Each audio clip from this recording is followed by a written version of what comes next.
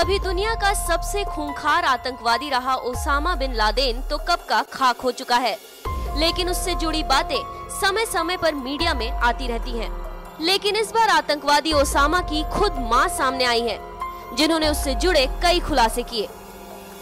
आतंकवादी Osama bin Laden के नाम से तो हर कोई वाकिफ होगा, जिसने साल 2001 में अमेरिका के वर्ल्ड ट्रेड सेंटर पर हमला कर पूरी दुनिया को हिला दिया था। अमेरिका को दर्द देने वाले इस खूंखार आतंकवादी का अमेरिका ने साल 2011 में पाकिस्तान में घुसकर खात्मा किया था।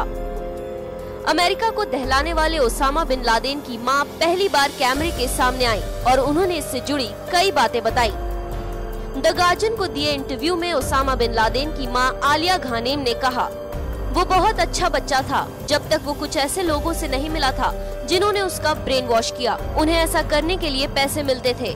मैंने हमेशा ओसामा को ऐसे लोगों से दूर रहने को कहा और उसने कभी भी स्वीकार नहीं किया कि वो क्या कर रहा था, क्योंकि वो मुझसे बहुत प्यार करता था।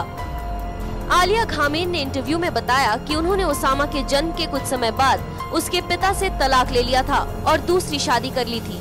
घानेम ने ओसामा बिन लादेन के बारे में बताते हुए कहा कि वो बहुत ही शर्मीला लड़का था और उनसे बहुत प्यार करता था। आलिया घानेम से जब इंटरव्यू में पूछा गया कि क्या उन्होंने कभी सोचा था कि उनका बेटा जिहादी बन जाएगा, तो उन्होंने कहा, ये मेरे दिमाग में कभी नहीं आया। जब उनसे पूछा गया कि इसकी जानकारी मिलने पर उन्हें कैसा लगा, तो उन्होंने कहा, हम बहुत दुखी थे। मैं नहीं चाहती कि ये किसी और के साथ हो।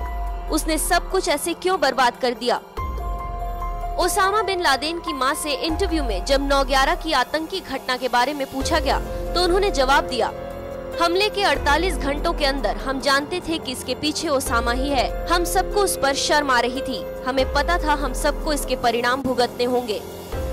द गार्जियन को दिए इंटरव्यू में आलिया घानेम ने बताया कि उन्होंने आखिरी बार ओसामा बिन लादेन को 1999 में अफगानिस्तान में देखा था। उस साल वो 2 बार ओसामा से मिलने गई थी। उस वक्त वो कंधार से बाहर अपने ठिकाने में रह रहा था। इस खूंखार आतंकवादी को अमेरिका ने पाकिस्तान के एबटाबाद में 2 मई साल 2011 को ढेर कर दिया था।